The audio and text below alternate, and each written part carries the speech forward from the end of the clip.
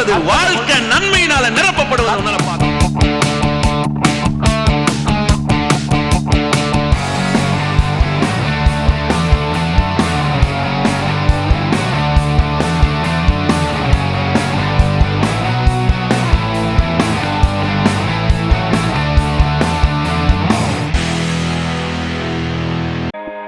AFT Electronic City Bangalore welcomes you to attend weekly worship service. Come and experience the life-changing power of the Word of God in every area of your life with Pastor B. Ramesh, Pastor Sai Shankar and Sister Meera Sai. Sunday service, morning first service 7 a.m. to 9 a.m. Second service 9 a.m. to 11 a.m. Third service 11 a.m. to 1 p.m. Evening service 6 p.m. to 8 p.m. Tuesday service, evening Bible study 7 to 8:30 p.m. Our address, Apostolic Fellowship Tabernacle, number 45/28, Muni Reddy Building, first floor, Balaji Nagar, Hebakodi, Electronic City Post, Huzur Road, Bangalore, 100. Contact 9866453466, 9986454095, 9972427152. இந்த காலை வேளையில் இன்னொரு தலைப்பின் கீழாக போதனையை பார்க்கலாம். கிருபை தான், கிருபையின் கீழாக இன்னொரு தலைப்பின் கீழே பார்ப்போம். ಬೆಳಗಿನ ಜಾವ ಕೃಪೆ ಅನ್ನೋ ಅಂಶದ ಕೆಳಗಾಗಿ ಇನ್ನೊಂದು ತಲೆಬಾರದಲ್ಲಿ ಸಂದೇಶ. ரெண்டு உடன்படிக்கையை பார்த்தோம், ಎರಡು ಒಡಂಬಡಿಕೆಗಳು ನೋಡ್ತೀವಿ. இன்னொரு சில ஆதாமின் பாவத்தை விட இயேசு கிறிஸ்துடைய கீழ்ப்படிதலுடைய வல்லமை அப்படின்ற தலைமையில் பார்க்கலாம். ಆದಾಮನ ಪಾಪಕ್ಕಿಂತಲೂ ಯೇಸು ಕ್ರಿಸ್ತನ ವಿಧೇಯತ್ವದ ಶಕ್ತಿ ದೊಡ್ಡದು ಅನ್ನೋ ಅಂಶದಲ್ಲಿ ನೋಡೋಣ. பாருங்க, இன்னைக்கு ஆதாம் பாவம் பண்ணா உலகம் முழுவதும் சீர்கெட்டு போச்சு. ನೋಡ್ರಿ, ಆದಾಮನು ಪಾಪ ಮಾಡಿದ್ರು ಲೋಕವೆಲ್ಲ ಕೆಟ್ಟು ಹೋಯ್ತು. ಕೊಲೆಗಳು இந்த உலகத்தில் இருக்கிற இன்னைக்கு சீர்கேடான காரியங்கள், ಈ ಲೋಕದಲ್ಲಿರುವ ನಾಶನಕ್ಕೆ ಸಂಬಂಧಪಟ್ಟ ಕಾರ್ಯ, தரித்திரம், ಬಡತನ, வறுமை, ಬರಡುತನ, வாழ முடியாத தன்மை, ಬದುಕಲಿಕ್ಕೆ ಆಗದಂತ ಒಂದು, இதெல்லாம் பாவத்தினால பிறந்தது. நோய், ರೋಗ, ಇವೆಲ್ಲವೂ ಪಾಪದಿಂದ. நீங்க பார்க்குற நோய்கள் எல்லாமே பாவத்தினுடைய பிறப்பிடம். அது ನೀವು ನೋಡುವಂತ ಎಲ್ಲಾ ರೀತಿಯಾದ ರೋಗಗಳು ಪಾಪದ ಉತ್ಪತ್ತಿ. அல்பாயுசு, குடும்பத்தில் பிரிவினைகள், ದಾಂಪತ್ಯದಲ್ಲಿ ವಿಭಜನೆ, விபத்துக்கள், ಅಪಾಯಗಳು, இதெல்லாம் பாவத்தினுடைய விளைவுகள். ಇವೆಲ್ಲವೂ ಸಹ ಪಾಪದ ಒಂದು ಉತ್ಪತ್ತಿಯಾಗಿದೆ. ஒரு பாவமே இவ்வளவு வேலை செய்து பாருங்க. ಒಂದು ಪಾಪನೇ ಇಷ್ಟು ಕೆಲಸ ಮಾಡ್ತದೆ. மனுஷன் கீழ்ப்படியாமல பாவத்தை செஞ்சுட்டா, ಮನುಷ್ಯನ ಅವಿಧೇಯತ್ವದಿಂದ ಪಾಪ ಮಾಡಬೇಕು, அது இவ்வளவு வல்லமையா வேலை செய்யுது. ಅದು ಇಷ್ಟು ಶಕ್ತಿಯುತವಾಗಿ ಕೆಲಸ ಮಾಡ್ತದೆ. உலகத்தை ஆண்டு கொள்ளுகிறது, ಲೋಕವನ್ನು ಆಳ್ವಿಕೆ, மனுஷன் ஆண்டு கொள்ளுகிறது, ಮನುಷ್ಯನ ಆಳ್ವಿಕೆ ಮಾಡ್ತದೆ. இன்னைக்கு இந்த அளவுக்கு அதோடைய பவரை வெளியில ரிலீஸ் பண்ணுது. ಅದು ಇಷ್ಟರ ಮಟ್ಟಿಗೆ ತನ್ನ ಶಕ್ತಿಯನ್ನು ಹೊರಪಡಿಸುತ್ತದೆ. இயேசு கிறிஸ்து இந்த பூமியில இறங்கி வந்து, ಯೇಸು ಕ್ರಿಸ್ತನು ಭೂಮಿಗೆ ಇಳಿದು ಬಂದು இந்த பாவத்தை மேற்கொள்றதுக்காக தான் தன்னை கீழ்ப்படுத்தினார். ಈ ಪಾಪವನ್ನು ಜಯಿಸುವುದಕ್ಕಾಗಿ ತನ್ನನ್ನು ವಿಧೇಯತ್ವಕ್ಕೆ ಒಳಪಡಿಸಿದ. அப்போ பாவமே இவ்வளவு வல்லமையா வேலை செய்யுதுன்னு சொன்னா இயேசு கிறிஸ்துடைய கீழ்ப்படிதல் எவ்வளவு வல்லமை உள்ளதா இருக்குன்றத பா. ಈ ಪಾಪನೇ ಇಷ್ಟು ಕೆಲಸ ಮಾಡೋದಾದ್ರೆ ಯೇಸು ಕ್ರಿಸ್ತನ ವಿಧೇಯತ್ವ ಇನ್ನೂ ಎಷ್ಟು ಹೆಚ್ಚಾಗಿ ಕೆಲಸ ಮಾಡುತ್ತೆ. இன்னைக்கு சபைகளுக்கும் சரி, ஒரு கிறிஸ்துவங்களுக்கும் சரி, ஒரு வெளிச்சம் அவசியமா இருக்கு. ನೋಡ್ರಿ, ಒಂದು ಸಭೆಗಾಗ್ಲಿ ಕ್ರೈಸ್ತರಿಗಾಗ್ಲಿ ದಿವಸ ಒಂದು ಬೆಳಕು ಬೇಕಾಗಿ. பாவம் இவ்வளவு வேலை செய்யுதுங்க, பாவம் பெரியதுங்க, பாவம் பொல்லாததுங்க, பாவம் தள்ளிடுதுங்க அப்படின்றோம் இல்லையா? ಪಾಪ ಇಷ್ಟು ದೊಡ್ಡದ್ರಿ, ಪಾಪ ಇಷ್ಟು ಕ್ರೂರರಿ, ಇಷ್ಟು ಕೆಲಸ ಮಾಡ್ತದೆ, ತಳ್ತದೆ ಅಂತ ಹೇಳ್ತಾರ. பாவம் அழிச்சிடுதுங்க, ಪಾಪ ನಾಶ ಮಾಡ್ತದೆ. ನಿಜಾನೇ. அந்த பாவத்தை மேற்கொள்வதற்காக தன்னை கீழ்ப்படுத்தி அவருடைய கீழ்ப்படிதனால அதை ஜெயித்து காமிச்சார். அப்ப அந்த கீழ்ப்படிதல் எவ்வளவு வல்லம் உள்ளதா இருக்குன்றத போதிக்கணும் இல்லையா? ಪಾಪ ನಾಶ ಮಾಡೋದಕ್ಕಾಗಿ ತನ್ನನ್ನು ವಿಧೇಯತ್ವಕ್ಕೆ ಒಳಪಡಿಸಿ ಆ ವಿಧೇಯತ್ವ ನಿಮಿತ್ತ ಆತ ಜಯಿಸಿದ. ನೋಡ್ರಿ, ಆ ವಿಧೇಯತ್ವವನ್ನು ಬೋಧಿಸೋದು ಇನ್ನೂ ಎಷ್ಟು ಪ್ರಾಮುಖ್ಯ ಅಲ್ವಾ? ಆಮೆನ್. ಆಮೆನ್. பாருங்க, சில நேரத்தில் சிலர் கோபம் வந்துடும் பாருங்க. ನೋಡಿ, ಕೆಲವೊಬ್ಬರಿಗೆ ಕೋಪ ಬಂದ್ಬಿಡ್ತದೆ. ஏன்னா நான் அந்த மனுஷனை அப்படியே ஹீரோ மாதிரி வச்சிருந்தேங்க, அதனால அந்த மனுஷனை நம்பி போனேன், அந்த ಮನುಷ್ಯನ ஏமாத்திட்டாங்க. ಮನುಷ್ಯ ನೋಡ್ರಿ, ನನ್ನ ಜೀವನದಲ್ಲಿ ಹೀರೋ ರೀತಿ ಇಟ್ಟಿದ್ದೆ, ಆತನ ನಂಬಿ ಹೋದೆ, ಆದ್ರೆ ಆ ಮನುಷ್ಯ ನನಗೆ ಮೋಸ ಮಾಡ್ಬಿಟ್ಟ. உங்களுக்கு எந்த மனுஷனும் ஹீரோ மாதிரி இருக்க கூடாது பாருங்க. ನಿಮಗೆ ಯಾವ ಮನುಷ್ಯನ ಹೀರೋ ಅಂತ உங்களுக்கு யாருமே ரோல் மாடல் கிடையாது, யாருமே முன்ன வைக்க கூடாது. ನಿಮ್ಮ ಜೀವನದಲ್ಲಿ ಯಾರನ್ನು ಮುಂದೆ ಇಡಬಾರ್ದು. நமக்கு ஒன்னே ஒருத்தர் தான் முன்ன இருக்கணும், அவர் ஆண்டவராகிய இயேசு. ನಮಗೆ ಜೀವನದಲ್ಲಿ ಮುಂದೆ ಒಬ್ಬಾತನ ಮಾತ್ರ ಇರಬೇಕು, ಆತನ ಕರ್ತನಾದ ಯೇಸು ಕ್ರಿಸ್ತನು. பாஸ்டர் நம்ம ரோல் மாடலா வைக்கிறோம் இல்லையா? ಕೆಲವು ಸಮಯದಲ್ಲಿ ನಾವು ಪಾಸ್ಟರನ್ನು ಬೋಧಕರನ್ನು ಮಾದರಿಯಾಗಿ ಇಡ್ತೀವಿ. ಅದು ತವறு பாருங்க. ಅದು ತಪ್ಪು. ಅವನು ಮನುಷ್ಯನ தான், ಆತನ ಮನುಷ್ಯನೇ. அந்த மனுஷனை நம்ம ரோல் மாடலா பார்க்க கூடாது. ಆ ಮನುಷ್ಯ ಒಂದು ಮಾದರಿಯಾಗಿ ನಾವು ನೋಡಬೇಕು. ಯೇಸು ಕ್ರಿಸ್ತು ஒருவர் மாத்திரம் தான் ரோல் மாடலா வச்சிருக்காரு. ಯೇಸು ಕ್ರಿಸ್ತನು ಮಾತ್ರ ನಮಗೆ ಮಾದರಿಯಾಗಿರಬೇಕು. அந்த மாதிரி விசுவாசிக்கிறீங்க, ನಂಬ್ತೀರಾ? அப்பதான் வாழ்க்கையில பாருங்க வெற்றி உண்டாகும். ಅಲ್ಲೇ ನೋಡಿ, ಜೀವನದಲ್ಲಿ ಒಂದು ಯಶಸ್ಸು. ஏன் இயேசு கிறிஸ்துவை ஒரு ரோல் மாடலா வைக்கணும் அப்படின்னா, ಯಾಕೆ ಯೇಸು ಕ್ರಿಸ್ತನ ಜೀವನದಲ್ಲಿ ಒಂದು ಮಾದರಿಯಾಗಿ ಇಡಬೇಕು? எல்லாவற்றுக்குமே ஒரு முன்னோடியார ஒருத்தரை வைக்கணும்னா அவர் அதுல கை தேர்ந்தவரா நமக்கு இருக்கணும். ನೋಡ್ರಿ ಎಲ್ಲಾದ್ರಲ್ಲೂ ಒಂದು ಮುನ್ನೋಡಿಯಾಗಿ ಒಬ್ಬರನ್ನ ಇಡಬೇಕಾದ್ರೆ ಅವರು ಎಲ್ಲಾದ್ರಲ್ಲೂ ಬಹಳ ಪ್ರವೀಣರಾಗಿರ್ಬೇಕು. இன்னைக்கு ஒரு ஸ்விம்மிங் கிளாஸ் கொண்டு போறேன்னு வைங்க, ஒரு நீச்சல்ல கத்து கொடுத்து பிள்ளைக்கு கொண்டு போறீங்கன்னு வைங்க. ಈಜುವಿಕೆ ಕಲಿತುಕೊಳ್ಳಿಕ್ಕೆ ಮಗುನ ಕರ್ಕೊಂಡು ಹೋಗ್ತೀರಾ ಅಂತ ಇಟ್ಕೊಳ್ಳಿ. போனவனே எல்லார்கிட்ட நீச்சல் கத்து கொடுங்க என் பிள்ளைங்கன்னு கொடுத்துட முடியாது. ಈಜೋದನ್ನ ಕಲ್ಸ್ಕೊಡ್ರಿ ಅಂತ ಬಿಟ್ಬಿಡಕ್ ಆಗೋದಿಲ್ಲ. நீச்சல் குளத்துல போன உடனே பிள்ளைங்களை தூக்கி அப்படியே தண்ணியில விசிறடிக்கிறான் அந்த ஆளு. ನೋಡ್ರಿ ಈಜು ಆ ಕೊಳದಲ್ಲಿ ಮಗುನ ತೆಗೆದು ಬಿಸಾಡ್ಬಿಡ್ತಾನ. அந்த குழந்தை தண்ணியில் விழுந்து கத்துது பாருங்க. ಆ ಮಗು ನೀರಲ್ಲಿ ಬಿದ್ದು ಕಿರ್ಚಾಡ್ತದೆ. எனக்கெல்லாம் அதை பார்த்த உடனே அப்படியே நெஞ்சே அப்படியே நின்ற மாதிரி ஆயிடுச்சுன்னா என் குழந்தை தூக்கி இப்படி தண்ணியில போடுறானே. ನನಗೆ ಅದೆಲ್ಲ ನೋಡ್ಬಿಟ್ಟು ನಾನು ಎದೆನೆ ನಿಂತೋಗೋ ರೀತಿ ಆಗ್ಬಿಡ್ತೀನಿ. ನನ್ನ ಮಗನ சொன்ன அமைதியா இருங்க சரியாயிடும்னு. ಅವನು ಹೇಳ್ದ ಸುಮ್ನಿರು அது தண்ணியில விழுந்து அப்படியே கத்தி அழுது மூக்கு சளியோட வந்து பேன் நிக்குது பாருங்க. அப்படியே ಅದು ನೀರಲ್ಲಿ ಕೂಗಾಡ್ತಾ ಹತ್ಕೊಂಡು ಅಲ್ಲಿ ಮೂಗ್ ಸೋರ್ತಾ ಬಂದಿರ್ತಾನೆ. தூக்கி தண்ணியில அப்படியே விசிறடிக்கிறான் பாருங்க. ಮತ್ತೆ ತೆಗೆದು ನೀರಲ್ಲಿ ಬಿಸಾಡ್ತಿದ್ದಾನೆ. பிரேக்கே கிடையாது, ಅದಕ್ಕೆ ವಿರಾಮನೇ ಇಲ್ಲ. நான் ஒண்ணுமே பண்ண முடியாது, நீங்க சும்மா இருங்க அப்படின்றான். ನಾನು ಏನ್ ಮಾಡ್ಲಿಕ್ಕೆ ಆಗ್ತಿಲ್ಲ, ತರಬೇತುದಾರ ಸುಮ್ನಿರ್ರಿ ಅಂತ. பாருங்க தண்ணிக்குள்ள போய் அடிச்சு கிடிச்சு மேல ஏறி வந்து நிக்குது. ಮತ್ತೆ ನೀರಲ್ಲಿ ಹೊಡಿತಾ ಬಡಿತಾ ಮತ್ತೆ ನೀರಿಂದ ಮೇಲೆ ಎದ್ದು ಬಂದು 15-20 நாள் ஒரு அந்த கிளாஸ் நடக்குது, ஸ்விம்மிங் கிளாஸ். 20 ದಿವಸಗಳ ಕಾಲ இந்த மாதிரி ஒரு நாள் 2 நாள் செய்யறான் பாருங்க. ಈ ರೀತಿ ಒಂದ್ ದಿವಸ 2 ದಿವಸ ಮಾಡ್ತಾನೆ ನೋಡಿ. 3வது நாள் கூட அப்படியே போய் தண்ணியில குதிக்குது பாருங்க. 3ನೇ ದಿವಸ ನೋಡಿ ಆ ಮಗು ತಾನಾಗಿ ಹೋಗಿ ನೀರಲ್ಲಿ ಜಿಗಿತು. ஆச்சரியமாயி போச்சு, ಆಶ್ಚರ್ಯವಾಗ್ಬಿಡ್ತು. இப்ப அதுக்கு பயம் இல்ல இருக்கு. ಈಗ ಅದಕ್ಕೆ ಭಯ ಇಲ್ಲ, ஏன்னா அவருக்கு பேர் கோச்சர். ಯಾಕಂದ್ರೆ ಆತನ ಹೆಸರು ತರಬೇತುದಾರ. எல்லாருக்குமே ஒரு கோச்சர் அவசியமா இருக்கு. ಎಲ್ಲದಕ್ಕೂ ಒಬ್ಬ ತರಬೇತುದಾರ ಬೇಕಾಗಿದೆ. கோச்சர் இல்லனா எதையும் செய்ய முடியாது. ತರಬೇತುದಾರರು ಹೇಳ್ತಿದ್ರೆ பிள்ளைங்களை ஸ்கூலுக்கு கூட அனுப்புறோம். ಆದ್ರಿಂದ ಸ್ಕೂಲ್ಗೂ ಮಕ್ಕಳನ್ನ ಕಳಿಸ್ಲಿ. ஆனாலும் கோச்சிங் கிளாஸ் ஒன்னு வைக்கிறாங்க. ಆದ್ರೂ ತರಬೇತುದಾರ கோச்சிங் கிளாஸ் நடத்துறவர் வந்து சாதாரணமான ஆள் இல்ல, அவர் ரொம்ப பிரில்லியன்ட்டான ஆளா இருக்கும். ಈ ತರಬೇತುದಾರರು ಸಾಧಾರಣವಾದ ವ್ಯಕ್ತಿಗಳಲ್ಲ, ಬಹಳ ಪ್ರವೀಣರಾಗಿರ್ತಾರೆ. உதவாதது, தேராதது, மார்க் கம்மியா வாங்குறது இதெல்லாம் கொண்டு போய் கோச்சிங் கிளாஸ்ல விடுவாங்க. ಕೆಲಸಕ್ಕೆ ಬಾರದು, ಪ್ರಯೋಜನ ಇಲ್ಲದ್ದು, ಅಂಕಗಳು ತೆಗೆದುಕೊಳ್ಳೋದಂತದ್ದು ಇದನ್ನೆಲ್ಲ ಅಭ್ಯಾಸ ಸ್ಕೂಲ್ல ಕಟ್ಟಿನ ಫೀಸ್ ವಿட 2 மடங்கு கோச்சர் கொடுக்கணும். நம்ம ಸ್ಕೂಲಲ್ಲಿ ಕಟ್ಟುವ ಫೀಸ್ ಗಿಂತ ತರಬೇತುದಾರನಿಗೆ ಹೆಚ್ಚಾದ ಫೀಸ್ ಕಟ್ಟಬೇಕು. இந்த கோச்சர் என்ன பண்றாரு, ಈ ತರಬೇತುದಾರ ಏನ್ ಮಾಡ್ತಾನೆ, அவருக்கு தெரியுது இவனை எப்படியாவது சரி பண்ணி இவனை நிக்க வச்சு காமிக்கணும். ಅವನಿಗೆ ಗೊತ್ತಿದೆ ಇವನಾದ್ರೆ ಹೇಗಾದ್ರೂ ಮಾಡಿ ಇವನನ್ನ ಸರಿಪಡಿಸಿ ನಿಲ್ಲಿಸಬಹುದಂತ. ಸಮೀಪத்துல ஒரு பையன் இருந்தான் பாருங்க. ಸಮೀಪದಲ್ಲಿ ಒಬ್ಬ ಹುಡುಗ ಇದ್ದಾನೆ. லாஸ்ட் அவன் மார்க் வாங்குனது 2 மார்க், 5 மார்க், 10 ಮಾರ್ಕ್. ನಾನೇ ಸಮತಿರಿ ತಿಡಿಟೇன் பாருங்க. ಕೊನೆಯಲ್ಲಿ ಅವನ ಅಂಕ ತೆಗೆದುಕೊಂಡಿದ್ದು 2 ಮಾರ್ಕ್, 5 ಮಾರ್ಕ್, 10 ಮಾರ್ಕ್. ನಾನೇ ಬೈದಿದೆ. ஏடா இதெல்லாம் இது ஒரு வாங்குறதுக்காக நீ ஒரு ஸ்கூலுக்கு போணுமா? ಏನಪ್ಪ ತೆಗೆದುಕೊಳ್ಳಿಕ್ಕಾಗಿ ಸ್ಕೂಲ್ಗೆ ಹೋಗ್ಬೇಕಾ ನೀನು? இப்போ எக்ஸாம் எழுதுனா தேரவே மாட்டான் நான் நினைச்சேன். ನಾನು ಪರೀಕ್ಷೆ ಬರ್ದಾ ಇವನು ಪ್ರಯೋಜನಕ್ಕೆ ಬರೋದಿಲ್ಲ ಅಂತ ನಾನು கண்டிப்பா இவன் ஃபெயில் ஆகி முன்னாடி நிப்பான். சரி அதுக்காக ஏதாவது ஒன்னு யோசிச்சு வைக்கலாம் தான் நினைச்சிருந்தேன். ಖಂಡಿತವಾಗಿ ಇವನು ಫೇಲ್ ಆಗಿ ನಾನು ಮುಂದೆ ನಿಲ್ತಾನೆ, ಇವನಿಗೋಸ್ಕರ ಏನಾದ್ರೂ ಮಾಡೋಣ ಅಂತ ಯೋಚಿಸಿದ್ದೀನಿ. 68% ಮಾರ್ಕ್, 58%ல அவர் பாஸ் ஆயிட்டார். ನೋಡಿದ್ರೆ 50ರಷ್ಟು ಅಂಕದಲ್ಲಿ ಅವನು ಪಾಸ್ ಆಗಿದ್ದಾನೆ. ஒரு கோச்சிங் போனாங்க, ಒಂದು ತರಬೇತಿ அவர் எப்படியோ அவனை கோச் பண்ணி அவனை 2 மார்க் வாங்கணும் கொண்டு வந்து 58% வாங்க வைக்கிற சாதனை வச்சு 2 ಅಂಕ ತೆಗೆದುಕೊಳ್ಳೋಣ, 50ರಷ್ಟು ಅಂಕ ತೆಗೆದುಕೊಳ್ಳೋಣ ಮಾಡೋದು. உண்மையிலே போய் அவருக்கு தேங்க்ஸ் பண்ணணும்னு நினைக்கிறேன். ನಿಜವಾಗ್ಲೂ ಅವರಿಗೆ ಧನ್ಯವಾದ ಹೇಳ್ಬೇಕು ನೆನೆಸ್ತಾರೆ. இயேசு கிறிஸ்து ஒரு கோச்சர் பாருங்க. இயேசு கிறிஸ்து சಹ ಒಬ್ಬ ತರಬೇತುದಾರ. எப்படி ஒரு மனுஷனை சீர்படுத்தி அவனை செயலாற்றி அவனை நிக்க வைக்கணும் அவருக்கு தெரியும். ಹೇಗೆ ಒಬ್ಬ ಮನುಷ್ಯನ ಅವನು ಕ್ರಮಪಡಿಸಿ ಸರಿಪಡಿಸಿ ಅವನ ನಿಲ್ಲಿಸಬೇಕು ಅನ್ನೋದು அப்ப நம்ம கோச்சர் ரொம்ப அவசியமான விஷயம். அவரை தான் நம்ம முன்மாதிரியா வைக்கணும். ಅಂದ್ರೆ ನಮಗೆ ತರಬೇತುದಾರ ಬಹಳ ಮುಖ್ಯ. ಆತನನ್ನೇ ನಮ್ಮ ಜೀವನದಲ್ಲಿ ಮುಂದೆ ನಿಲ್ಲಿಸಬೇಕು. Amen amen. அதுவே விசுவாசி. ಇಷ್ಟನ್ನ ನಂಬ್ತೀರಾ? சொல்லுங்க இயேசு கிறிஸ்து. ಹೇಳ್ರಿ ಯೇಸು ಕ್ರಿಸ್ತನು என்னுடைய ನನ್ನ கோச்சர். ತರಬೇತುದಾರ. வாசிக்கலாம். ரோமர் 6ஆம் அதிகாரம், ರೋಮಾಪುರ 6ನೇ ಅಧ್ಯಾಯ. இது இன்னைக்கு முடிக்க முடியாதுன்னு எனக்கு தெரியும். ದಿವಸ ಇದು ಮುಗಿಸ್ಲಿಕ್ಕೆ ಆಗೋದಿಲ್ಲ ಅನ್ನೋದು. ஆனா இது முடிக்கணும் முடியாது. அடுத்த வாரம் இதனுடைய கண்டினியூஷனை கேளுங்க, ரொம்ப அருமையா இருக்கும். ಮುಗಿಸ್ಲಿಕ್ಕೆ ಆಗದಿದ್ರು ಮುಂದಿನ ವಾರ ಇದರ ಮುಂದುವರಿಕೆ ಕೇಳ್ರಿ, ಅದು ಚೆನ್ನಾಗಿದೆ. இதெல்லாம் நிறைய பிரசங்கம் பண்ணதுதான், திரும்ப பண்ணினே இருக்கலாம். இதெல்லாம் ಇದು ತುಂಬಾ ಪ್ರಸಂಗ ಮಾಡಿರೋದು, ಆದ್ರೂ ಮತ್ತೆ ಮಾಡ್ತಾನೆ. இந்த ரோமர் புத்தகத்தை வாசிக்கும் போது அநேகருக்கு இதுல சில காரியங்கள் புரியுறது கிடையாது. ರೋಮ ಪತ್ರಿಕೆಯನ್ನು ಓದುವಾಗ ಅನೇಕರಿಗೆ ಅನೇಕ ಅಂಶಗಳು ಇದರಲ್ಲಿ ಅರ್ಥವಾಗೋದಿಲ್ಲ. ஏன் அப்படின்னா, ಯಾಕೆಂದ್ರೆ இந்த ரோமர் புத்தகம் வந்து ஒரு உபதேச புத்தகம். ಈ ರೋಮ ಪತ್ರಿಕೆ ಅನ್ನೋದು ಒಂದು ಉಪದೇಶದ ಪತ್ರಿಕೆ. இது வந்து சில காரியங்கள் அவங்க மனதுல எடுப்படுறதே கஷ்டமா இருக்கும். ಇದರಲ್ಲಿ ಇರುವ ಕೆಲವೊಂದು ಅಂಶಗಳು ಹೃದಯಕ್ಕೆ ಒಳಪಡೋದು கொஞ்சம் படிச்சுனே தூங்கிடுவான். ಆದ್ರಿಂದ ಓದಿದ ಮಲ್ಕೋಬಿಡ್ತಾರೆ. ஒன்றும் புரியலன்னு நினைச்சுக்குவான். ಕೆಲವೊಬ್ಬರಿಗೆ ಏನು ಅರ್ಥವಾಗ್ತಿಲ್ಲ ನೆನೆಸ್ತಾರೆ. அதாவது சிலர் பாருங்க இந்த பைபிள் படிக்கும் போது என்னங்க அது ஒன்றும் புரிய மாட்டேங்குது, அதுல என்னங்க அப்படின்ற மாதிரி இருப்பாங்க. ಆದ್ರಿಂದ ಕೆಲವೊಬ್ಬರಿಗೆ ಏನ್ರಿ ಇದು ಏನು ಅರ್ಥನೇ ಆಗ್ತಿಲ್ಲ, ಎಷ್ಟು ಓದಿದ್ರು ಏನು ತಿಳಿದು ಬರ್ತಾ ಇಲ್ಲ. வீட்டில் கூட பாருங்க சில நேரத்தில் இந்த பிள்ளைங்க எல்லாம் பாத்தீங்கன்னா இந்த இங்கிலீஷ் படம் எல்லாம் பார்ப்பாங்க, பாத்துறீங்களா?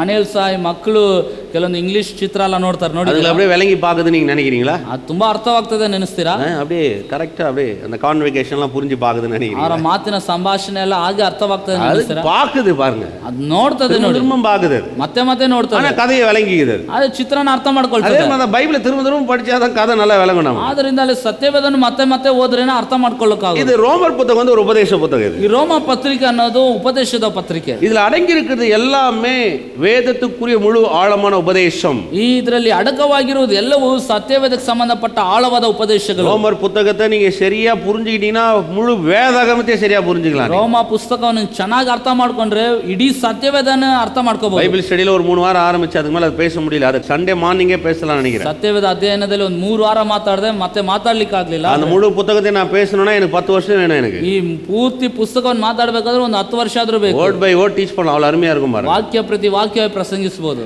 பாருங்க, இந்த ரோமர் புத்தகத்தில் இருக்கிற சில உபதேசங்களை ஆழமா வச்சுதான் கிறிஸ்துவனுடைய வாழ்க்கையினுடைய உண்மையான வெளிப்பாடுகளையும் அதில் அடங்கி இருக்கிற ಸತ್ಯத்துக்குரிய ಕಾರ್ಯಗಳನ್ನು ನಾವು ಅರಿತು ಕೊಳ್ಳಬಹುದು. ರೋಮ ಪುಸ್ತಕದ ಆಳವಾದ ಉಪದೇಶಗಳನ್ನಿಟ್ಟೆ ಕ್ರಿಸ್ತನ ಕುರಿತಾದ ನಿಜವಾದ ಅಂಶಗಳನ್ನು, ಆತನ ಕುರಿತಾದ ನಿಜವಾದ ಬೆಳಕನ್ನು ನಾವು ತಿಳಿದುಕೊಳ್ಳಿಕ್ಕೆ ಸಾಧ್ಯ. வாசிக்கலாம். ಓದೋಣ. 6:9. 6:9 ವಾಕ್ಯ. மரித்தோரிலிருந்து எழுந்த கிறிஸ்து இனி மரிப்பதில்லை என்று அறிந்திருக்கிறோம். மரணம் இனி அவரை ஆண்டு கொள்வதில்லை. ಯಾಕೆಂದ್ರೆ ಕ್ರಿಸ್ತನು ಸತ್ತ ಮೇಲೆ ಜೀವಿತನಾಗಿ ಎದ್ದು ಬಂದದ್ದರಿಂದ ಆತನು ಇನ್ನು ಮುಂದೆ ಸಾಯತಕ್ಕವನಲ್ಲ, ಮರಣವು ಇನ್ನೂ ಆತನನ್ನು ಆಳುವುದಿಲ್ಲವೆಂದು ನಮಗೆ ತಿಳಿದದೆ. என்ன சொல்றாரு? ಏನು ಹೇಳ್ತಾನೆ? மரித்தோரிலிருந்து எழுந்த கிறிஸ்து இனி மரிப்பதில்லை. ಯಾಕೆಂದರೆ ಕ್ರಿಸ್ತನು ಸತ್ತ ಮೇಲೆ ಜೀವಿತನಾಗಿ ಎದ್ದು ಬಂದದ್ರಿಂದ ಇನ್ನೂ ಸಾಯತಕ್ಕವನಲ್ಲ. இன்னொரு முறை இயேசுக்கு மரணம் உண்டாகாது. ಇನ್ನೂ ಒಂದು ಮರಣ ಯೇಸುವಿಗೆ ಸಂಭವಿಸೋದಿಲ್ಲ. எதமா ஒத்துக்கிறீங்க? ಒಪ್ಕೊಳ್ತೀರಾ? அவர் ஒரு முறை தான் மரிச்சார். ஒரு முறை மரணத்துக்காகவே வந்தார். அவர் ಆತನು ಒಂದು ಸಾರಿ ಮರಣ ಹೊಂದಿದ, ಆ ಮರಣಕ್ಕಾಗಿ ಆತನು ಇಳಿದು ಬಂದ. இரண்டாவது சொல்றாரு, அவர் மரிப்பதில்லை. ಆತ ಎರಡನೇದು ಹೇಳ್ತಾನೆ, ಆತನು ಸಾಯತಕ್ಕವನಲ್ಲ, மரணம் அவரை ஆண்டு கொள்வதில்லை. ಮರಣವು ಇನ್ನೂ ಆತನನ್ನು ಆಳುವುದಿಲ್ಲ. பாருங்க, தேவன் நீதி உள்ளவராகவும் இருக்கிறார், அன்புள்ளவராகவும் இருக்கிறார். ದೇವರು ನೀತಿ ಉಳ್ಳವನಾಗಿದ್ದಾನೆ, ಪ್ರೀತಿ ಉಳ್ಳವನಾಗಿದ್ದಾನೆ. பாருங்க, தேவன் இந்த நீதியும் செய்யணும், அவர் அன்பையும் செய்யணும். ದೇವರು ಇಲ್ಲಿ ನೀತಿಯನ್ನು ತೋರ್ಪಡಿಸಬೇಕು, ಪ್ರೀತಿಯನ್ನು ತೋರಿಸಬೇಕು. நீதி செய்யணும்னா, நீதி செய்யலன்னா தேவனா இருக்க முடியாது. ಆತನು ನೀತಿಯನ್ನು ತೋರ್ಪಡಿಸಿದ್ರೆ ದೇವರ, அவர் அன்பு காட்டலனா நம்மை மீட்கவே முடியாது. ಆತನು ಪ್ರೀತಿ ತೋರಿಸದಿದ್ರೆ ನಮ್ಮನ್ನು ವಿಮೋಚಿಸಲಿಕ್ಕೆ ಆಗೋದಿಲ್ಲ. இப்போ அவர் நீதியை செய்யணும், அதே வகையில் அன்பை காட்டணும். ரொம்ப காம்ப்ளிகேட்டான ஒரு விஷயம் இது. ಈಗ ಆತನು ನೀತಿಯನ್ನು ತೋರ್ಪಡಿಸಬೇಕು, ಪ್ರೀತಿಯನ್ನು ಸಹ ತೋರಿಸಬೇಕು. இப்போ ஒருத்தன் கொலை பண்ணிட்டான், ಈಗ ಒಬ್ಬ ಕೊಲೆ ಮಾಡ್ಬಿಟ್ಟ, அவன் என் புள்ள, ಅವನ್ ನನ್ನ ಮಗ. இப்போ அவன் கொலை பண்ணிட்டான், ಈಗ ಅವನು ಕೊಲೆ ಮಾಡ್ದ, நான் ஒரு ஜட்ஜி, ನಾನು ಇವಾಗ அவன் என் பிள்ளை, ಅವನ್ ನನ್ನ ಮಗನು. இப்போ நான் அவனுக்கு நீதி செய்யணும், அதே வகையில் ஒரு தகப்பன் அன்பை அவனுக்கு ನೀತಿಯನ್ನು ತೋರ್ಪಡಿಸಬೇಕು, ಅದೇ ರೀತಿ ತಂದೆ ಅನ್ನೋ ಒಂದು ಸ್ಥಾನದಲ್ಲಿ ಪ್ರೀತಿಯನ್ನು ಸಲ್ಲಿಸಬೇಕು. இப்போ உனக்கு நீதியை மாத்திரம் காமிச்சு அன்பை காண்பிக்கலனா அவனை நான் இழந்து போயிடுவேன். ಇವಾಗ ನಾನು ನೀತಿಯನ್ನು ಮಾತ್ರ ತೋರ್ಪಡಿಸಿ ನಾನು ಪ್ರೀತಿಯನ್ನು ಹೊರಪಡಿಸಿದ್ರೆ ನಾನು ಅವನು ಕಳ್ಕೊಳ್ತೇನೆ. ஒருவேளை அன்பை மட்டும் காமிச்சு நீதியை காமிக்கலனா என்ன மாதிரி அநீதியான ஒரு தகப்பன் கிடையவே கிடையாது. ಈಗ ನಾನು ಪ್ರೀತಿಯನ್ನು ಮಾತ್ರ ತೋರ್ಪಡಿಸಿ ನೀತಿಯನ್ನು ನಾನು ತೋರ್ಪಡಿಸಿದ್ರೆ ನನ್ನ ಹಾಗೆ ಒಬ್ಬ ಅನೀತಿಯುಳ್ಳ ತಂದೆ ಯಾರು ಇರೋದಿಲ್ಲ. அதனால இது ரெண்டுத்தையும் செய்ய வேண்டிய ஒரு கட்டாயத்தை தேவன் ಅದರಿಂದ ಎರಡನ್ನೂ ಮಾಡಬೇಕಾದ ಒಂದು ಕಡ್ಡಾಯ. அதனாலதான் தேவன் பாவத்தை வெறுக்கிறார், பாவிகளை நேசிக்கிறார். ಆದ್ರಿಂದಲೇ ದೇವರು ಪಾಪವನ್ನು ದ್ವೇಷಿಸ್ತಾನೆ, ಪಾಪಿಗಳನ್ನು ಪ್ರೀತಿಸ್ತಾನೆ. அவர் பாவத்தை விரும்புறது கிடையாது, ஆனா பாவிகளை விரும்புகிறார். ಆತನು ಪಾಪವನ್ನು ಬಯಸೋದಿಲ್ಲ, ಪಾಪಿಗಳನ್ನು ಬಯಸ್ತಾನೆ. எப்படி இருக்கும் பாருங்க, ಇದು ಹೇಗಿದೆ ನೋಡಿ. ஏன்னா அவர் பாவிகளை நேசிக்கிறார், பாவிகளை ரட்சிப்பதற்காக இந்த பூமிக்கு வந்தார். ಯಾಕಂದ್ರೆ ಪಾಪಿಗಳನ್ನು ಪ್ರೀತಿಸ್ತಾನೆ, ಪಾಪಿಗಳಿಗೋಸ್ಕರ ಭೂಮಿಗೆ ಇಳಿದ. ಯೇಸು சொன்னார், வியாதியஸ்தனுக்கு வைத்தியன் அவசியம்னார். ಆದ್ರಿಂದಲೇ ಅಲ್ಲಿ ಯೇಸು ಕ್ರಿಸ್ತನು ಹೇಳಿದ, ರೋಗಿಗೆ ವೈದ್ಯನು ಬೇಕಾಗಿದೆ. அதனால தன் சொந்த குமாரனை இந்த பூமிக்கு கொடுத்து, ಆದ್ರಿಂದ ತನ್ನ ಸ್ವಂತ ಮಗನನ್ನು ಭೂಮಿಗೆ ಕೊಟ್ಟು, அவர் மேல் நம்முடைய நீதியை அவர் மேல போட்டு, ಆತನ ಮೇಲೆ ನಮ್ಮ ನೀತಿಯನ್ನು ಹಾಕಿ, அவர் மேல இருந்த அன்பை நமக்கு கொடுத்து, ಆತನ ಮೇಲೆ ಇದ್ದ ಪ್ರೀತಿಯನ್ನು ನಮಗೆ ಕೊಟ್ಟು, தேவன் நம்மை மீட்டெடுத்தார். ದೇವರು ನಮ್ಮನ್ನು ವಿಮೋಚಿಸಿದ. பாருங்க, ಯೋಚಿಸಿ ನೋಡಿ. ஒரு நல்ல மனுஷன் இருக்கிறான்னு வைங்க பூமியில, ಒಳ್ಳೆ ಮನುಷ್ಯನ ಭೂಮಿಯಲ್ಲಿ ரொம்ப நல்ல மனுஷன், ತುಂಬಾ ಒಳ್ಳೆ ಮನುಷ್ಯ. அந்த மனுஷன் வந்து உங்களுக்கு எல்லாருக்கும் தெரியும், ரொம்ப நல்லவன். ಆತನು ನಿಮ್ಮೆಲ್ಲರಿಗೂ ಗೊತ್ತಿರ್ತದೆ, ತುಂಬಾ ಒಳ್ಳೆಯವನು. அவனுக்கு அவன் உயிர் வாழ்றதுக்கு ஒரு விஷயம் செய்யணும்னு வச்சுங்க, ಅವನು ಬದುಕೋದಿಕ್ಕೆ ಒಂದು ವಿಷಯ ಮಾಡಬೇಕು. பிள்ளைகளை பலி கொடுத்தா அவன் உயிரோட வாழலாம். ನಿಮ್ಮ ಮಕ್ಕಳನ್ನ ಅಲ್ಲಿ ಬಲಿ ಕೊಟ್ರೆ ಅವನು ಜೀವದಿಂದ ಬದುಕಬಹುದು. எத்தனை பேர் உங்க பிள்ளைகளை உயிரோட இருக்குது, உயிரோட அவனுக்கு பலி கொடுப்பீங்க, அவன் வாழ்றதுக்காக நீ பலி கொடுப்பீங்க. ಎಷ್ಟು ಜನ ನಿಮ್ಮ ಮಕ್ಕಳನ್ನ ಬಲಿ ಕೊಡ್ತಾರೆ ಅವನು ಬದುಕೋದಕ್ಕೋಸ್ಕರ? எத்தனை பேர் முன்ன வருவீங்க? ಎಷ್ಟು ಜನ ಮುಂದೆ ಬರ್ತೀರಾ? ரொம்ப நல்ல மனுஷங்க, ತುಂಬಾ ಒಳ್ಳೆ ಮನುಷ್ಯ ರೀ. அவன் தான் உலகத்துல அவ்வளவு நல்ல மனுஷன் பேர் பெற்றிருக்கான், எல்லாருக்கும் தெரியும் நல்ல மனுஷன். ಅವನು ಇಡೀ ಲೋಕಕ್ಕೆ ಒಳ್ಳೆ ಮನುಷ್ಯ, ಸುಪ್ರಸಿದ್ಧವಾದ ಮನುಷ್ಯ, ಎಲ್ಲರ ಹತ್ರನೂ. உங்க பிள்ளைய ஒண்ணு உயிர் தியாகம் பண்ணீங்கன்னா அவன் உயிரோட வாழலாம். ನಿಮ್ಮ ಮಗುನ ಅಲ್ಲಿ ಒಂದು ಪ್ರಾಣ ತ್ಯಾಗ ಮಾಡಿದ್ರೆ ಅವನು ಬದುಕಿಕೋಬಹುದು. முன்ன வந்து சரிங்க அந்த மனுஷன் வாழ்ட்டங்க, நல்ல மனுஷன் சொல்றீங்களே, என் பிள்ளைய நான் கொடுத்துறேன், எத்தனை பேர் முன்ன ಸರಿ ಸರಿ ನಾನು ತುಂಬಾ ಒಳ್ಳೆ ಮನುಷ್ಯ ಅಂತ ಹೇಳಿದ್ರೆ ಅವನು ಬದುಕೊಳ್ಳಿ, ನನ್ನ ಮಗನ ಕೊಟ್ಬಿಡ್ತೇನೆ ಅಂತ ಎಷ್ಟು ಜನ ಹೇಳ್ತೀರಾ? எனக்கு 3 பிள்ளை இருக்குது, ನನಗೆ 3 ಮಕ್ಕಳಿದ್ದಾರೆ, ನಾನು கொடுக்க மாட்டேன். ನಾನು ಕೊಡೋದಿಲ್ಲ. அவன் செத்தா எனக்கு என்ன பிரதர்? ಯಾರು ಸತ್ರೆ நான் ನನಗೆ மூலையை கொடுத்தா அவனை எப்படி பிரதர் காப்பாற்றுவேன்? ನನ್ನ ಮಕ್ಕಳನ್ನ ಕೊಟ್ಟು ಹೇಗೆ ಬ್ರದರ್ ಅವನ್ನ ಕಾಪಾಡ? ஏன்னா முடியாது. ಯಾಕಂದ್ರೆ ಆಗೋದಿಲ್ಲ. ஆனா வேதம் சொல்லுகிறது, ವಾಕ್ಯ ಹೇಳ್ತದೆ, நாம் பாவிகளா இருந்தோம், கெட்டவளா இருந்தோம், தன் குமாரன் அவர் கொடுத்தார் நமக்கு. ನಾವು ಪಾಪಿಗಳಾಗಿದ್ದು ಕೆಟ್ಟವರಾಗಿರುವಾಗಲೇ ತನ್ನ ಮಗನನ್ನು ಆತನು ಒಪ್ಪಿಸಿಕೊಟ್ಟ. ஆமென். ಆಮೆನ್. அதான் தேவ அன்பு. ಅದೇ ದೇವರ ಪ್ರೀತಿ. இந்த வானவில் அப்படின்னு வச்ச வைத்ததை எங்க பாத்துறீங்க? ಕಾಮನಬಿಲ್ನ ನೀವು ಎಲ್ಲಿ ನೋಡಿದ್ದೀರಾ? ரெயின்போ, வானவில். ಕಾಮನಬಿಲ್ಲು பாருங்க, இது 2 இடத்துல வரும். ಇದು 2 ಕಡೆ ಬರ್ತದೆ. இந்த 2 இடத்துல வர இடத்துல என்ன நடந்ததுன்றதை நீங்க பார்க்கணும். ಈ 2 ಕಡೆ ಬರೋ ಅಂಶದಲ್ಲಿ ಏನು ನಡೆದಿತ್ತು ಅನ್ನೋದು ನೋಡಬಹುದು. முதலாவது இடம் வரும்பொழுது, ಮೊದಲನೇ ಸಲ ಬರುವಾಗ மனுஷன் மேல் ஒரு ஆக்கினை தீர்ப்பு முடிஞ்சதுக்கு அப்புறம் அந்த இடத்துல அது வருது. ಮನುಷ್ಯನ ಮೇಲೆ ಒಂದು ನ್ಯಾಯ ತೀರ್ಪು ಮುಗಿದ ಮೇಲೆ ಅದು ಬರ್ತದೆ. ரெண்டாவது, ಎರಡನೇದು வெளிப்படுத்தின விசேஷம் 4ஆம் அதிகாரத்துல அந்த பரலோகத்துல சிங்காசனத்துக்கு பின்பதாக அது இருக்குது. ಪ್ರಕಟಣೆ ಗ್ರಂಥ 4ನೇ ಅಧ್ಯಾಯದಲ್ಲಿ ಆ ಪರಲೋಕದ ಸಿಂಹಾಸನ ಹಿಂದೆ ಅದು ಇರ್ತದೆ. முதலாவது வர இடத்துல வாசிக்கலாம். ಮೊದಲನೇ ಬರೋ ಸ್ಥಳದಲ್ಲಿ 9ஆம் அதிகாரம் 9ನೇ ಅಧ್ಯಾಯ 12ல இருந்து வாசிக்கிறோம். ஆதியாகமம் 9ஆம் அதிகாரம். ಆದಿಕಾಂಡ ಪುಸ್ತಕ 9ನೇ ಅಧ್ಯಾಯ 12ನೇ ವಾಕ್ಯದಿಂದ, அன்றியும் தேவன் எனக்கும் உங்களுக்கும் உங்களிடத்தில் இருக்கும் சகல ஜீவ ஜந்துகளுக்கும் நித்திய தலைமுறைக்கென்று நான் செய்கிற உடன்படிக்கையின் அடையாளமாக நான் என் வில்லை மேகத்தில் வைத்தேன், அது என்று எனக்கும் பூமிக்கும் உண்டான உடன்படிக்கைக்கு ಅಡಯಾಳமா இருக்கும். ದೇವರು ಮತ್ತು ಹೇಳಿದ್ದೇನೆಂದರೆ, ನಾನು ನಿಮ್ಮನ್ನು ನಿಮ್ಮ ಸಂಗಡ ಇರುವ ಸಮಸ್ತ ಜೀವರಾಶಿಗಳನ್ನು ಕುರಿತು ಎಲ್ಲ ತಲಾಂತರಗಳಲ್ಲಿಯೂ ಮಾಡುವ ಈ ಪ್ರತಿಜ್ಞೆಗೆ ಮೇಘಲಲ್ಲಿ ನಾನು ಇಟ್ಟಿರುವಂಥ ಮುಗಿಲು ಬಿಲ್ಲೆ ಗುರುತಾಗಿರುವುದು. நான் பூமிக்கு மேல மேகத்தை வருவிக்கும் போது அந்த வில் தோன்றும். ನನಗೂ ಭೂಪ್ರಾಣಿಗಳಿಗೂ ಅದೇ ಒಡಂಬಡಿಕೆಗೆ ಆದ ಒಡಂಬಡಿಕೆಗೆ ಇದೇ ಗುರುತಾಗಿರಲಿ. அப்பொழுது எல்லா மாமிச ஜீவன்களையும் அழிக்க இனி ஜலமானது பிரளமாய் பெருகாதபடிக்கு எனக்கும் உங்களுக்கும் மாம்சமான ஜீவ ஜந்துகளுக்கும் உண்டான என் உடன்படிக்கை நினைவு கூறுவேன். ನಾನು ಭೂಲೋಕದ ಮೇಲೆ ಮೇಘಗಳನ್ನು ಕವಿಸುವಾಗ ಬಿಲ್ಲು ಮೇಘಗಳಲ್ಲಿ ಕಂಡುಬರುವುದು, ಆಗ ನಾನು ನಿಮ್ಮನ್ನು ನಿಮ್ಮ ಜೀವರಾಶಿಗಳನ್ನು ಕುರಿತು ಮಾಡಿದ ಪ್ರತಿಜ್ಞೆಯನ್ನು ಜ್ಞಾಪಕ ಮಾಡಿಕೊಳ್ಳುವೆನು. அந்த வில் தோன்றும் போது தேவனுக்கும் பூமியில் உள்ள சகல மாம்ச ஜீவன்களுக்கும் உண்டான நித்திய உடன்படிக்கையாக நான் நினைவு கூறும்படிக்கு அதை நோக்கி பார்ப்பேன். ಇನ್ನು ಮುಂದೆ ನೀರು ಹೆಚ್ಚಿ ಎಲ್ಲಾ ಭೂಪ್ರಾಣಿಗಳನ್ನು ಹಾಳು ಮಾಡುವ ಪ್ರಳಯವಾಗುವುದಿಲ್ಲ.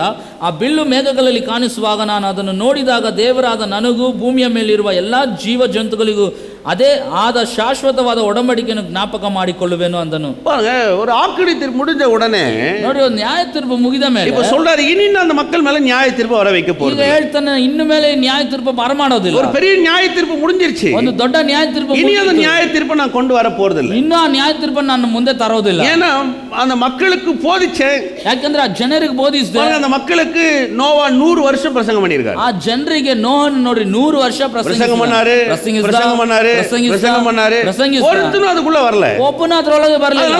அந்த முழு பூமியும் ஜலத்தினால் அழிக்கப்பட வேண்டும். ಆದ್ರಿಂದ ಇಡೀ ಭೂಮಿಯು ನೀರಿನಿಂದ ನಾಶ ಮಾಡಬೇಕು. தேவன் சொல்றாரு, ದೇವರು ಹೇಳ್ತಾನೆ, மீண்டும் நான் ஒரு ஆக்கினை தீர்ப்பு கொண்டு வர போறது இல்ல. ಇನ್ನು ಮೇಲೆ ಒಂದು ನ್ಯಾಯ ತೀರ್ಪು ನಾನು ತರೋದಿಲ್ಲ. அப்ப வரும் பொழுது நான் அந்த வானவில்லை நோக்கி பார்ப்பேன். ಆ ರೀತಿ ಬರೋದ ಆ ಮುಗಿಲು ಬಿಲ್ಲ ನಾನು ದೃಷ್ಟಿಸಿ ನೋಡ್ತೇನೆ. இயேசு கிறிஸ்துவை இந்த பூமிக்கு அனுப்பிச்சு உங்களுக்காக எனக்காக ஒரு பெரிய ஆக்கினை தீர்ப்பு அவர் மேல ஏற்படுத்திட்டார். ನೋಡ್ರಿ, ಯೇಸು ಕ್ರಿಸ್ತನನ್ನು ಈ ಭೂಮಿಗೆ ಕಳಿಸಿ ನಮ್ಮ ಮೇಲೆ ನಿಮ್ಮ ಮೇಲೆ ಇದ್ದಂತ ನ್ಯಾಯ ತೀರ್ಪನ್ನು ಆತನ ಮೇಲೆ ಇಟ್ಟ. இப்போ உங்க மேல என் மேல வர வேண்டிய முழு ஆக்கினை தீர்ப்பையும் இயேசு மேல அவர் போட்டார். ಈಗ ನಿಮ್ಮ ಮೇಲೆ ನನ್ನ ಮೇಲೆ ಬರಬೇಕಾದ ಪೂರ್ಣವಾದ ನ್ಯಾಯ ತೀರ್ಪನ್ನು ಯೇಸು ಮೇಲೆ ಇಟ್ಟಿದ್ದಾನೆ. இப்ப பாருங்க, மீண்டும் ஒரு விசுவாசிக்கு ஆக்கினை தீர்ப்புன்னு வரும்போது அங்க அவனுக்கு கிடையாது பாருங்க. ಈಗ ಒಬ್ಬ ವಿಶ್ವಾಸಿಗೆ ನ್ಯಾಯ ತೀರ್ಪು ಅಂತ ಬರುವಾಗ ಅದು ಅವನಿಗೆ ಇಲ್ಲ ನೋಡಿ. அதனாலதான் முதலாவது நம்ம தெரிஞ்சு கொள்ள வேண்டிய விஷயங்களை அறிந்து கொள்ள வேண்டியது. ಆದ್ರಿಂದಲೇ ನಾವು ತಿಳಿದುಕೊಳ್ಳಬೇಕಾದ ಅಂಶಗಳನ್ನು ನಾವು ಅರ್ಥ ಮಾಡ್ಕೋಬೇಕು. எப்படி நமக்கு ஆக்கினை தீர்ப்பு இல்லன்னு வேதம் அவ்வளவு உறுதியா சொல்லுது. ಹೇಗೆ ನಮಗೆ ನ್ಯಾಯ ತೀರ್ಪು ಇಲ್ಲ ಎಂಬುದಾಗಿ ಸತ್ಯವೇದ ದೃಢವಾಗಿ ಹೇಳ್ತದೆ. வெளிப்படுத்தின விசேஷம் 4ஆம் அதிகாரம் ಪ್ರಕಟಣೆ ಗ್ರಂಥ 4ನೇ ಅಧ್ಯಾಯ 3வது வசனத்தை வாசிங்க. 3ನೇ ವಾಕ್ಯನ ಓದ್ತೇನೆ. வீற்றிருந்தவர் பார்வைக்கு வச்சிரக்கல்லும் பதுமராகத்துக்கு ஒப்பாயிருந்தார். அந்த சிங்காசனத்தை சுற்றி ஒரு வானவில் இருந்தது, அது பார்வைக்கு மரகதம் போல் தோன்றிற்று. ಕೂತಿದ್ದವನು ಕಣ್ಣಿಗೆ ಸೂರ್ಯಕಾಂತ ಪದ್ಮರಾಗ ಮಣಿಗಳಂತೆ ಕಾಣುತ್ತಿದ್ದನು. ಸಿಂಹಾಸನದ ಸುತ್ತಲೂ ಪಚ್ಚೆಯಂತೆ ತೋರುತ್ತಿದ್ದ ಮುಗಿಲು ಬಿಲ್ಲು ಇತ್ತು. என்ன மாதிரி சொல்றாரு பாருங்க. ಆ ರೀತಿ ಹೇಳ್ತಾನೆ ನೋಡಿ.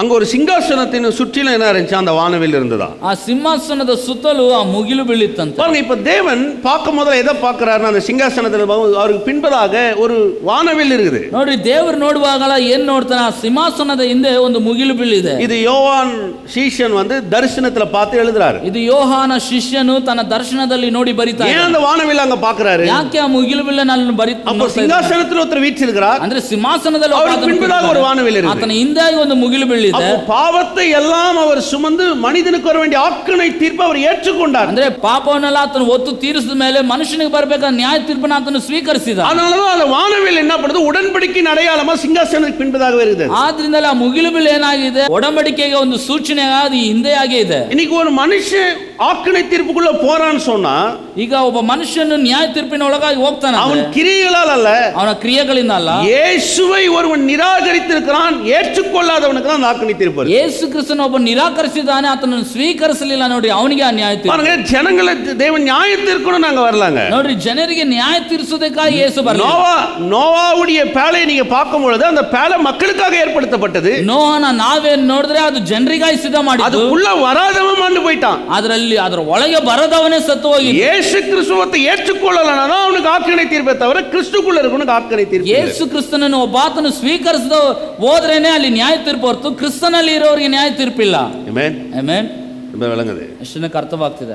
இயேசு சிலுவையில் நிராகரிக்கப்பட்டார். ಯೇಸು ಕ್ರಿಸ್ತನು ಶಿಲುಬೆಯಲ್ಲಿ ನಿರಾಕರಿಸಲ್ಪಟ್ಟನು. ಯಾಕೆ? நாம் ஏற்றுக்கொள்ளப்பட்டோம், ನಾವು ಸ್ವೀಕರಿಸಲ್ಪಟ್ಟೆವು. இயேசு கிறிஸ்து சிலுவையில் சாபமானார். ಯೇಸು ಕ್ರಿಸ್ತನು ಶಿಲುಬೆಯಲ್ಲಿ ಶಾಪವಾದನು.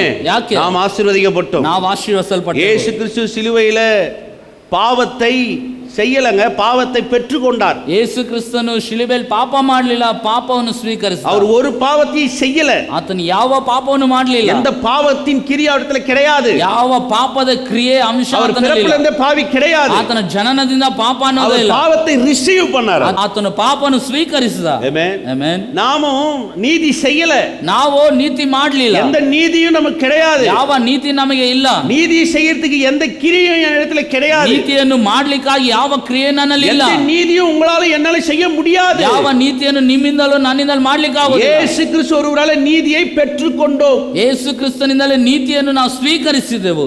சொல்லுங்க, ಯೇಸು பாவத்தை பெற்றுக்கொண்டார், ಪಾಪವನ್ನು ಸ್ವೀಕರಿಸಿದ.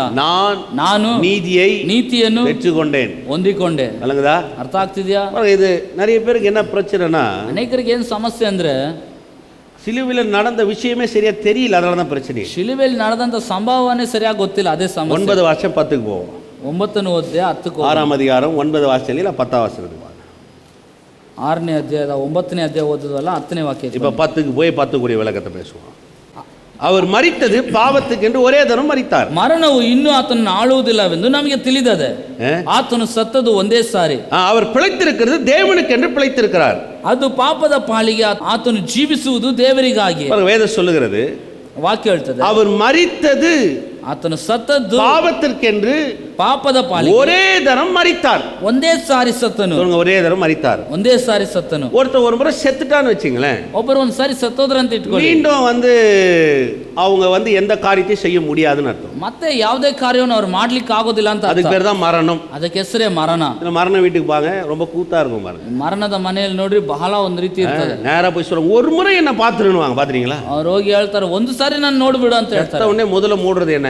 ಸತ್ತ ತಕ್ಷಣ ಮೊದಲು ಮುಚ್ಚೋದೇನು ಹೇಳಿ? ಕಣ್ಣ தாங்க மூடுவோம். ಕಣ್ಣು ತಾನೇ. ஆனா இவங்க போய் உடனே போறாங்க, என்ன ஒரு முறை பாத்துறணும். ಇವ್ರು ಹೋಗಿ ಹೇಳೋದಂತ ಮಾತು, ನಾನು ಒಂದು ಸಾರಿ ನೋಡು, ஒரு முறை என்ன பாத்துறேன், ಒಂದು ಸಾರಿ ನೋಡು. சரி உங்களே கேக்குறேன், ನಿಮ್ಮನೆ ಕೇಳ್ತಾರೆ, ஒரு முறை அப்படி கண்ணை திறந்தாருன்னு வைங்களேன், ಒಂದು ಸಾರಿ ಆ ರೀತಿ ಕಣ್ಣು ತೆರೆದ್ರೆ பக்கத்துல எத்தனை பேர் நிப்பாரு? நீங்க ಪಕ್ಕದಲ್ಲಿ ಎಷ್ಟು ಜನ ನಿಲ್ತಾರೆ? சில சொல்லுவாங்க, ಕೆಲವೊಬ್ರು அவர் என்ன சாப்பிடுவார் தெரியுங்களா?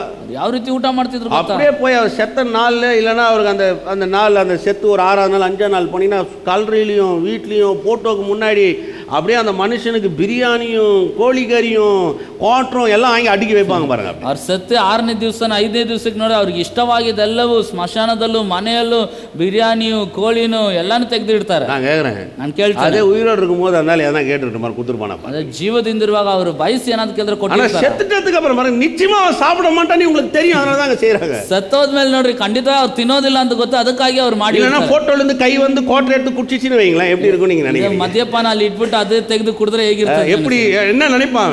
ಏನ್ ನೆನೆಸ್ತಾರೆ பாருங்க, செத்தானே இஸ் டெட், அவ்வளவுதான். ನೋಡಿ, ಸತ್ತ ಮೇಲೆ ಅಷ್ಟೇ ಅವ್ರು ತೀರೋದು, ஒரு அசைவும் கிடையாது, ಯಾವುದೇ ಚಲನವಲನ ಇರೋದಿಲ್ಲ. இப்போ வேதம் சொல்லுகிறது, ವಾಕ್ಯ ಹೇಳ್ತದೆ, இயேசு எதுக்கு செத்தார்? ಯೇಸು ಯಾತಕ್ಕಾಗಿ ಸತ್ತ? சொல்லுங்க, எதுக்கு செத்தார்? ಹೇಳ್ರಿ, ಯಾತಕ್ಕಾಗಿ ಸತ್ತ? அவர் மரித்தது, ಆತನು ಸತ್ತದ್ದು பாவத்திற்கு என்று, ಪಾಪದ ಪಾಲಿಗೆ. இப்ப அவர் மேல பாவம் வந்துச்சு, ಈಗ ಆತನ ಮೇಲೆ ಪಾಪ ಆಯ್ತು. இப்ப பாவத்துல அவர் மேல வந்தனால இப்ப அவர் சாகும் பொழுது அந்த பாவத்தை சாவடிக்கிறார். ಈಗ ಆತನ ಪಾಪ ಆತನ ಮೇಲೆ ಬಂದಿದ್ರೆ ಆತನು ಸಾಯುವಾಗ ಆ ಪಾಪದಲ್ಲಿ விளங்குது. அவர் மரித்தது பாவத்திற்கு என்று. ಆತನು ಸತ್ತದ್ದು ಪಾಪದಕ್ಕೆಂದೇ. ஒரே தரம். ಒಂದೇ ಸಾರಿ. ஒரே தரம். ಹೇಳ್ರಿ ಒಂದೇ ಸಾರಿ. அவர் பிழைத்திருக்கிறது தேவனுக்கு என்று பிழைத்திருக்கிறார். ಆತನು ಜೀವಿಸುವುದು ದೇವರಿಗಾಗಿ ಜೀವಿಸುತ್ತಾನೆ. 11ನೇ ವಚನ ವಾಸಿக்கிறேன். 11ನೇ ವಾಕ್ಯ. அப்படியே நீங்களும் உங்களை பாவத்துக்கு மரித்தவர்களாகவும் நம்முடைய கர்த்தராகிய இயேசு கிறிஸ்துவுக்குள் தேவனுக்கு என்று பிழைத்திருக்கலாகவும் எண்ணிக்கொள்ளுங்கள். ಅದೇ ಪ್ರಕಾರ ನೀವು ಸಹ ನಿಮ್ಮನ್ನು ಕ್ರಿಸ್ತ ಯೇಸುವಿನ ಐಕ್ಯದಿಂದ ಪಾಪದ ಪಾಲಿಗೆ ಸತ್ತವರು ದೇವರಿಗಾಗಿ ಜೀವಿಸುವವರು ಎಂದು ಎನಿಸಿಕೊಳ್ಳಿರಿ. அப்படியே நீங்களும். ಹಾಗೆಯೇ ಅದೇ ಪ್ರಕಾರ எப்படியே நீங்கள் ಅದೇ ಪ್ರಕಾರ ನೀವು ಅಂದ್ರೆ ಯಾವ ಪ್ರಕಾರ? இயேசு பாவத்துக்கு மரிச்சிட்டாரு. இயேசு பாவದ ಪಾಲಿಗೆ ಸತ್ತನು. இயேசுவை விசுவாசிக்கிற நீங்களும் பாவத்துக்கு மரித்தீர்கள் என்று எண்ணிக்கொள்ளுங்கள். ಯೇಸುವನ್ನು ನಂಬುವವರಾದ ನೀವು ಪಾಪದ ಪಾಲಿಗೆ ಸತ್ತರಿ ಎಂಬುದನ್ನು ಎನಿಸಿಕೊಳ್ಳಿರಿ. ಆಮೆನ್. ಆಮೆನ್. அவர் ஒரு முறை தான் மரிச்சாரு. ಆತನು ಒಂದು ಸಾರಿನೇ ಸತ್ತದ್ದು. இப்போ நான் அவரை விசுவாசிக்கிறேன். ಈಗ ನಾನು ಆತನ ನಂಬ್ತೇನೆ. அவர் எப்படி மரிச்சாரோ அப்படியே நீங்களும். ಆತನು ಯಾವ ರೀತಿ ಸತ್ತನೋ ಹಾಗೆ ಅದೇ ಪ್ರಕಾರ ನೀವುನು. ಅದ ரொம்ப முக்கியம். ಅದೇ ಬಹಳ ಮುಖ್ಯ. நம்ம அந்த வார்த்தைகளெல்லாம் கொஞ்சம் நின்னு வாசிக்கணும் பாருங்க. ವಾಕ್ಯಗಳ ಸ್ವಲ್ಪ ನಿಂತು ಓದಬೇಕು. இயேசு பாவத்துக்கு மரிச்சதால இயேசுவை ஏத்துக்கிட்ட நானும் பாவத்துக்கு மரிச்சிட்டேன். ಯೇಸುವನ್ನು ಸ್ವೀಕರಿಸಿದ ನಾನು ಸಹ ಪಾಪದ ಪಾಲಿಗೆ ಸತ್ತಿದ್ದೇನೆ. பாருங்க, இந்த எண்ணிக்கொள்ளுங்கள் என்ற வார்த்தை கிரேக்கில் என்ன சொல்றாங்க? ನೋಡ್ರಿ, ಎನಿಸಿಕೊಳ್ಳಿರಿ ಅನ್ನೋ ಪದನ ಗ್ರೀಕ್ ಭಾಷೆಯಲ್ಲಿ ಏನು ಹೇಳ್ತಾರೆ? லோகிஜோமா. லோகிஜோமா. லோகிஜோமா அப்படின்ற வார்த்தையை பயன்படுத்துறாங்க. லோகிஜோமா ನ ಪದನ ಉಪಯೋಗಿಸ್ತಾರೆ. லோகிஜோமா அப்படின்னு சொன்னா ಲೋಗಿಜೋಮಾ ಅಂತ ಹೇಳಿದ್ರೆ சும்மா எண்ணிக்கொள்றதல்ல, நிச்சயமாக எண்ணிக்கொள்ளுங்கள். ಸುಮ್ಮನೆ ಎನಿಸಬೇಡಿ, ನಿಶ್ಚಯವಾಗಿ ಎನಿಸಿಕೊಳ್ಳಿರಿ. சில உதாரணம் சொல்றேன். ಕೆಲವೊಂದು ಉದಾಹರಣೆ ಹೇಳ್ತೇನೆ. நீங்க உங்க ஏடிஎம் கார்டில் பணம் எடுக்க போறீங்க, இல்லை உங்க பேங்க்ல பணம் எடுக்க போறீங்க. ನಿಮ್ಮ ATM ಕಾರ್ಡಿಂದ ಹಣ ತೆಗೆದುಕೊಳ್ಳಿಕ್ಕೋ ಅಥವಾ ಬ್ಯಾಂಕಲ್ಲಿ ಹೋಗಿ ಹಣ ತೆಗೆದುಕೊಳ್ಳಿ. உங்களுக்கு ஒரு 5000 ரூபாய் வேணும். ನಿಮಗೆ ಒಂದು 5000 ರೂಪಾಯಿ ಬೇಕು. 5000 ரூபாய் கம்மியா இருக்குதுன்னு வச்சுங்க. 5000 ರೂಪಾಯಿ ಕಡಿಮೆ ಇದೆ ಅಂತ ಇಟ್ಕೊಳ್ಳಿ. ஒரு 4000 ரூபாய் இருக்குன்னு வச்சுங்க. ಒಂದು 4000 ರೂಪಾಯಿ ಇದೆ. இப்போ நீங்க 5000 ரூபாய் எடுக்க முடியுமா? ಈಗ 5000 ರೂಪಾಯಿ ತೆಗಿಲಿಕ್ಕೆ ಆಗುತ್ತಾ? பணம் 4000 தான் இருக்குது. ಹಣ 4000ನೇ ಇರೋದು. நீங்க 5000 ரூபாய் எடுக்க முடியுமா? ಈಗ ನೀವು 5000 ತೆಗಿಲಿಕ್ಕೆ ಆಗುತ್ತಾ? என்ன பண்ணுவீங்க? ಏನ್ ಮಾಡ್ತೀರಾ? ஏடிஎம் கிட்ட போவீங்க. ಹೋಗ್ತೀರಾ? வராது. ಬರ್ತಾರಲ್ಲ. என்ன பண்ணலாம்? ಏನ್ ಮಾಡೋಣ? 4000 ரூபாய் இருக்குது. 4000 ರೂಪಾಯಿ ಇದೆ. பேங்க்ல பணம் இருக்குதா? ಬ್ಯಾಂಕಲ್ಲಿ ಹಣ ಇದೆಯಾ?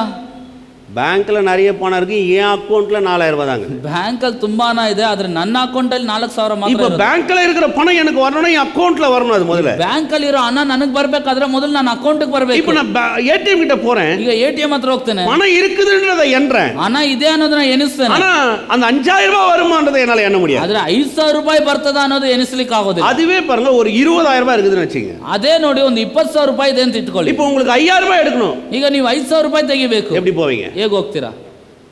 எப்படி போவீங்க? ಹೇಗೆ ಹೋಗ್ತೀರಾ? இப்போ நீங்க நிச்சயமா எனக்கு பணம் வரும்னு போவீங்க. ಈಗ ನಿಶ್ಚಯವಾಗಿ ನನಗೆ ಹಣ ಬರ್ತದೆ ಅಂತ ಹೋಗ್ತೀರಾ? நிச்சயமா நான் கார்டு போட்டா எனக்கு பணம் கிடைக்கும். ನಿಶ್ಚಯವಾಗಿ ನಾನು ಕಾರ್ಡ್ ಹಾಕಿದ್ರೆ ನನಗೆ ಹಣ ಬರ್ತದೆ ಅಂತ தேவை 5000. ನಿಮ್ಮ ಅಗತ್ಯತೆ 20000 இருக்குது. ನಿಮ್ಮ ಹತ್ರ 20000 ಇದೆ. சந்தேகம் வராது. ಅದ್ರಲ್ಲಿ ಸಂದೇಹ ಬರೋದಿಲ್ಲ. ನಿಶ್ಚಯವಾಗಿ இந்த எண்ணிக்கொள்ளுங்கள் என்ற வார்த்தை அந்த லோகி ஜோமான்றாங்க இல்லையா? அப்படின்னா நிச்சயமா உங்களுடைய பாவத்துக்காக அவர் மரித்தார், நீங்களும் அப்படியே பாவத்துக்கு மரித்தீர்கள். ಈ ಲೋಗಿ ಜೋಮಾ ಅಂದ್ರೆ ಎನಿಸಿಕೊಳ್ಳ್ರಿ ಅನ್ನೋ ಪದ ಬರ್ತದಲ್ಲ, ನಿಶ್ಚಯವಾಗಿ ಆತನು ಪಾಪದ ಪಾಲಿಗೆ ಸತ್ತನು, ಅದೇ ರೀತಿ ನೀವು ಸಹ ಪಾಪದ ಪಾಲಿಗೆ ಸತ್ತಿರಿ ಎಂಬುದಾಗಿ ಅದೇ ಪ್ರಕಾರ. அப்படியே ಹೇಳ್ರಿ, ಅದೇ ಪ್ರಕಾರ. சொல்லுங்க, அப்படியே. ಪಕ್ಕದಲ್ಲಿ ಇರೋರಿಗೆ ಹೇಳ್ರಿ, ಅದೇ ಪ್ರಕಾರ. எப்படியே? ಯಾವ ಪ್ರಕಾರ? ಯೇಸು எனக்காக செத்தாரே, அப்படியே அவர் ஏற்றுக்கொள்ளும்போது நான் செத்துக்கிறேன். ಯೇಸು ಕ್ರಿಸ್ತನು ನನಗಾಗಿ ಸತ್ತನಲ್ಲ, ಆತನನ್ನು ಸ್ವೀಕರಿಸುವಾಗ ಅದೇ ಪ್ರಕಾರ ನಾನು ಸಹ ಪಾಪದ ಪಾಲಿಗೆ. ಅದು ஒரு கற்பனை இல்ல பாருங்க, ಅದೊಂದು ಕಲ್ಪನೆ ಅಲ್ಲ. நல்ல நிறைய பேருக்கு அந்த எண்ணங்கள் வர மாட்டேங்குது. ತುಂಬಾ ಜನರಿಗೆ ಅಂತ ಯೋಚನೆ ಬರೋದಿಲ್ಲ ನೋಡಿ. எப்படி ஒரு தாய் தகப்பனுக்கு மரியாதை கொடுத்து நம்ம வாழ்றோமோ, ಹೇಗೆ ನಮ್ಮ ತಂದೆ ತಾಯಿಗೆ ನಾವು ಘನತೆ ಸಲ್ಲಿಸಿ ಬದುಕ್ತೇವೋ அதே மாதிரி பாருங்க, தேவனுக்கும் ஒவ்வொரு நாளும் தாய் தகப்பனுக்கு கொடுக்குற.